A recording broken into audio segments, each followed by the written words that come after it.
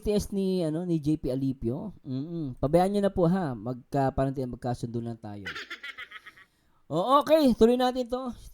Guys sa mga EDSI. Mga pangarap natin sabay nating abutin. Teka lang, maganda yung kanta. Teka lang ha. Sabi ni Sweet Pench, wag na po tayo pa-stress sa mga Thunders. Hello Ma'am Ching. Shoutout po sa kay Ma'am Ching. Hello po. Ikutin kung kailan.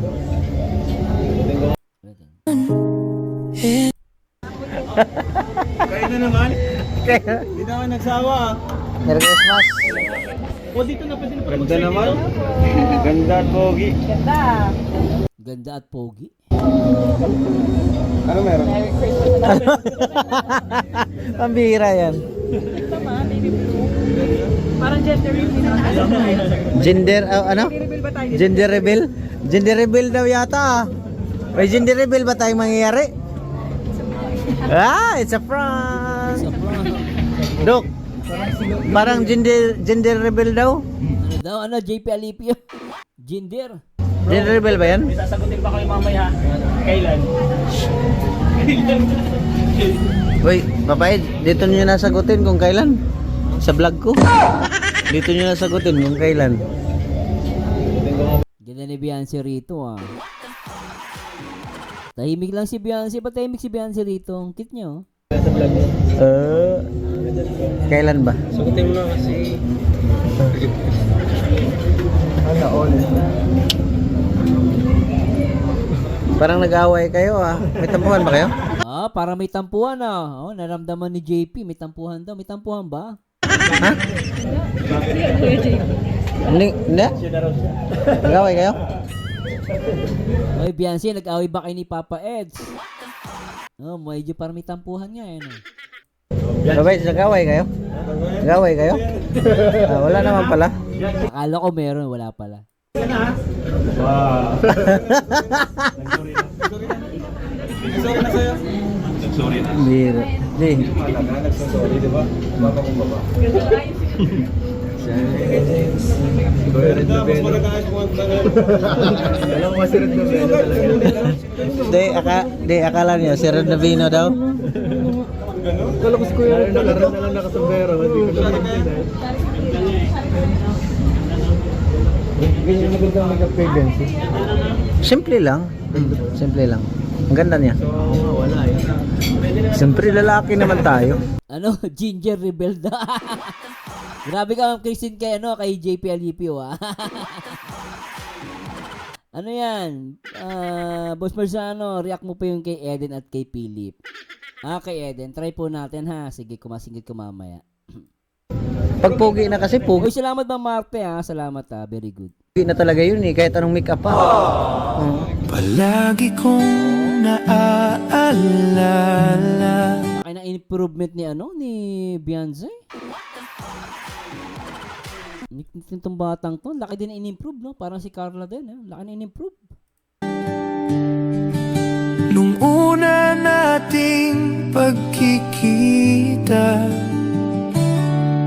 nang dahil sa royal kinikilig ka, di ko rin namalayan, nabuksan ko na pala. Ganda niya, no, Ma'am Marta, no? Unang tagpo nakatatak sa puso ko, dala-dala ko kahit saan tutungo. Tanging ikaw palagi ang nasa puso ko. Ganda ng kanta. Naalala ko tuloy yung Royal, no? Kung saan nagsimula ang EDSI. Binte ka. Walang iba, wala nang hihigit pa. Palaging ikaw, pangarap kong tunay, hanggang sa dulo. Ikaw ang aking mahal. Sweet ng kanta, ha? Bagay si EDSI. Hello, Ma'am Menalyn Lorente. Sir, Marcy Lakmim kay Maria Ligaya. Pwede na ba i-react yun? 7 hours pa lang yun eh. Mamapalitan niya Ate Ligaya. Pero maganda nga daw yung balita ko. Ma'am L, hello po. Wala daw copyright. Kapag ika'y malapit, mundo ko'y kumpleto. Nagbo-blooming sila, no? Sweet Pench. Mga pangarap natin. Si Beyonce, si Carla, 18 years old na, di ba? Mas po, si Krista, pag nag-18 din yun. Lintik, tatangkad pa yun. Naku, tsaka uhubog pa katawan nun. Si Beyonce, umubog yung katawan lalong gumanda. Sabay nating abutin.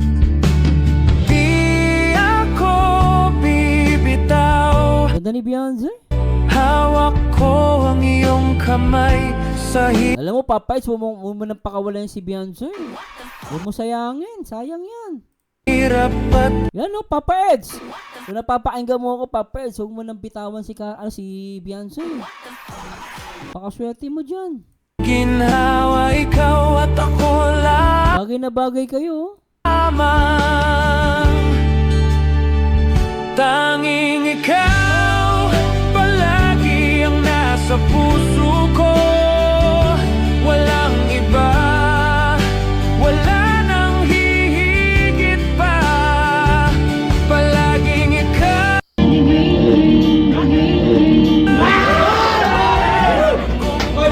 Ito yung enjoy sa sa EDC.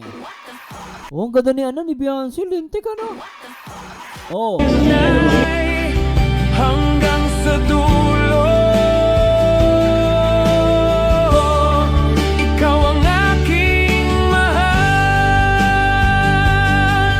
Kahit anong bagyo, tayo'y magtatagumpay. Pag-ibig na sa royal na buo, Grabe, pag-ibig sa royal na buo. kailanman di magwawakas.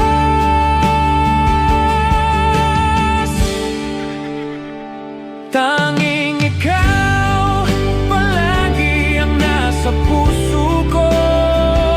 Walang iba, wala nang hihigit pa. Palaging ikaw pangarap kong tunay hanggang sa dulo. Ikaw ang aking mahal hanggang sa dulo. Ganda ng kanta, no? Hello, Shintaro. Sa mga emigre, shoutout po. Hello, Teddy Rai, shoutout. Shintaro, lalong gumaganda si Beyonce. Iba talaga pag nagmamatured. Same as Carla. Syempre si CJ din pag nag-18 na din. Oo. Si CJ nga, 15 pa lang may hubog na katawan Mas more pag nag-15. Ay, nag-18. 15 pa lang si Krista, pero pag nag-18 yun, lintik yun. Tatangkad pa yun. Baka nga mas matangkad pa kay Miko yun Oo, tangkad si Krista Ikaw ang aking mamahalin. Etsy. Sa mga Etsy. Ganda ni Beyonce.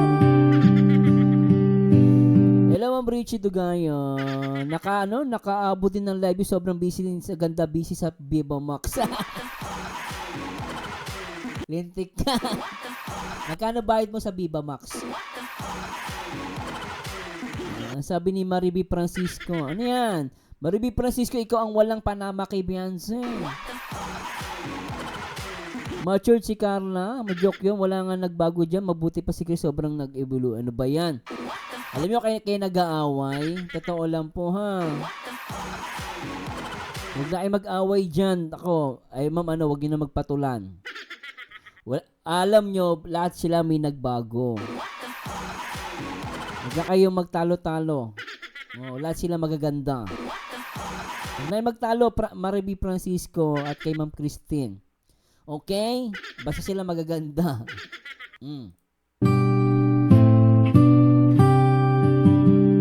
Teko.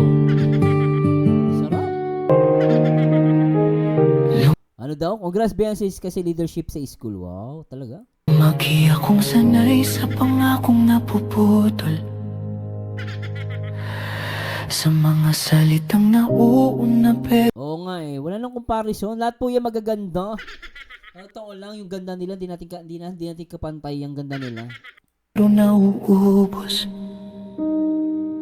Natuto akong magmahal ng may distansya, Ito ng ano ah.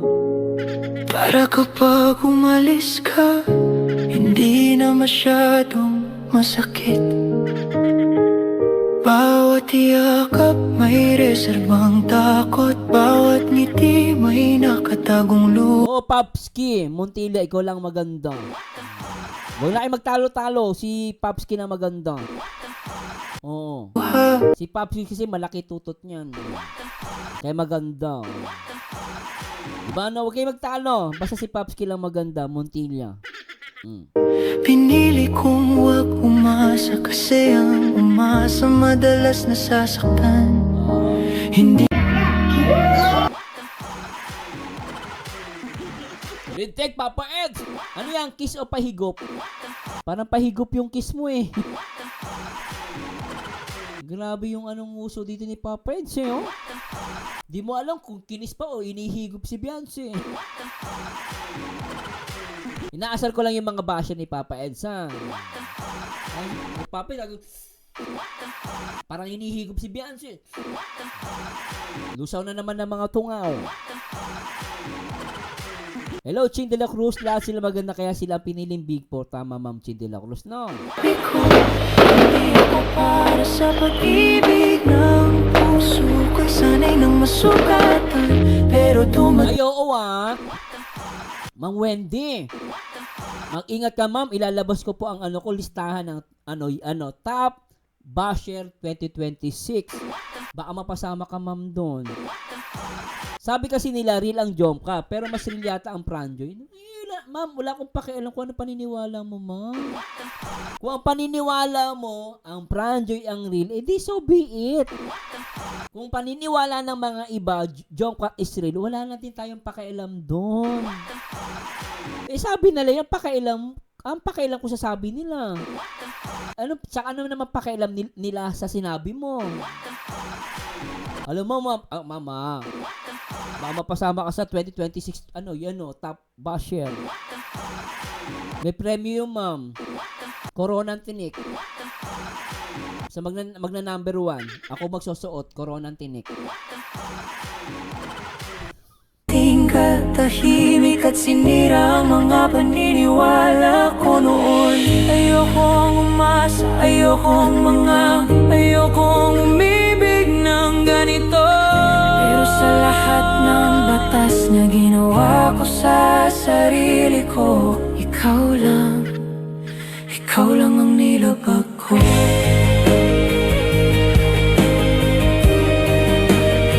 Teka, parang parang sa Adonis ako Grabe naman kasi yung kanta mo Parang pang Adonis ang sayaw Try natin.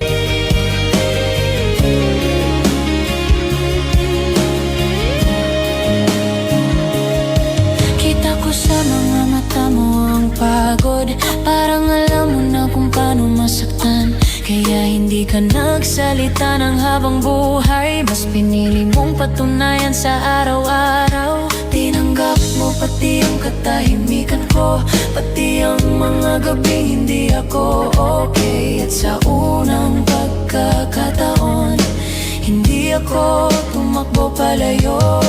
Hindi mo hiningi ang tapang ko, hindi mo binura ang takot ko. Minahal mo ako kahit gano'n, at doon ako lalo pang natakot. Sabi ko, hindi ako marunong manatili, na ang puso ko'y laging naghahanda sa wakas. Pero sa bawat paghawak mo sa kamay ko, parang gusto kong sumugal kahit masakit.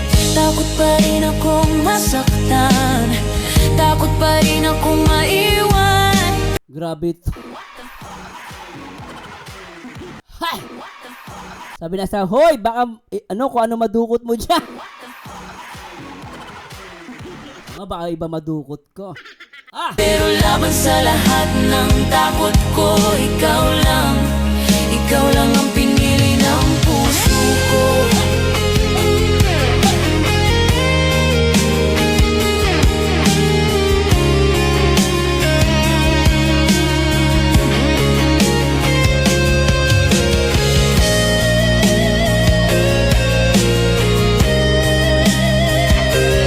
Nakakamiss yung EDSI. Ito na, nakakamiss ang EDSI. Yung unang ko niriyak ang EDSI, the best talaga guys. Hindi ko makalimutan ng EDSI. Ay, nako, sarap.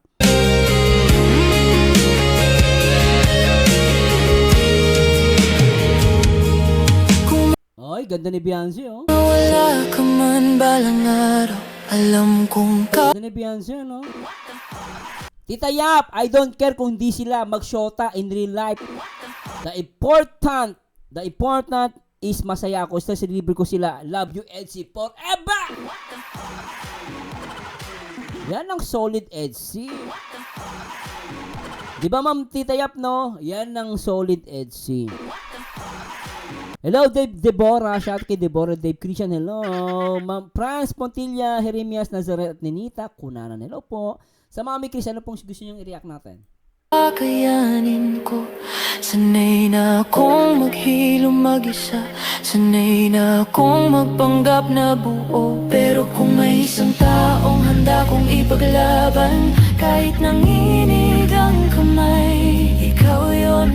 Kasi ikaw lang ang dahilan kung bakit gusto kong maniwala ulit.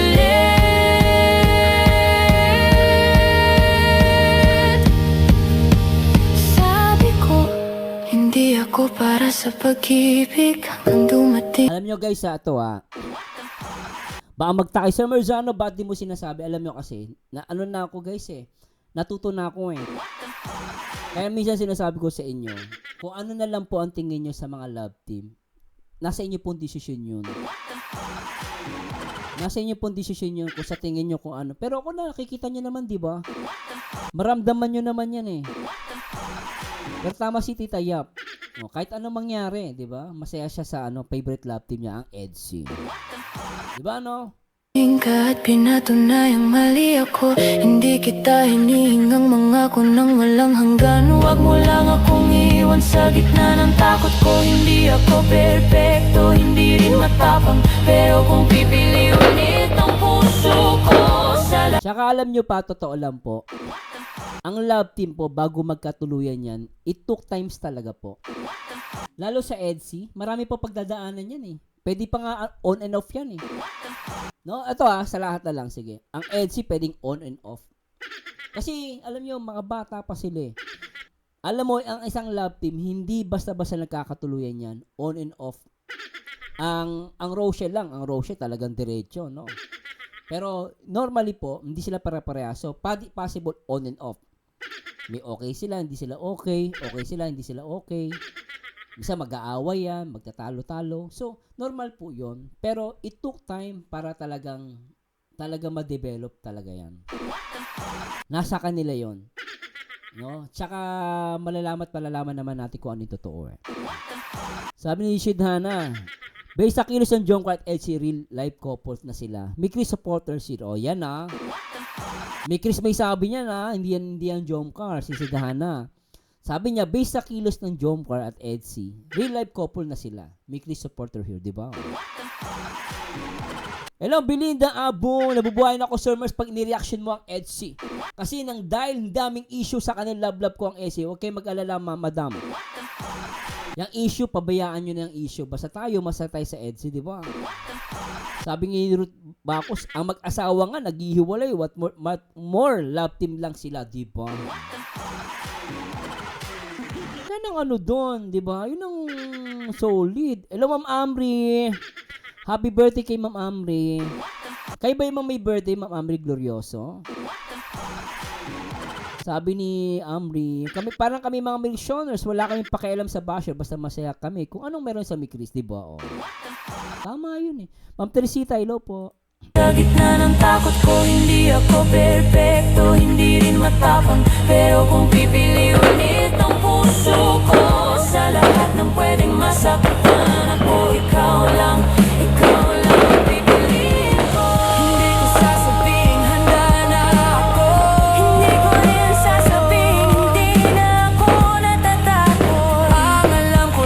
ngayon mag-asawa. Yung mag-asawa nga 40 years na sila mag-asawa, naghiwalay eh.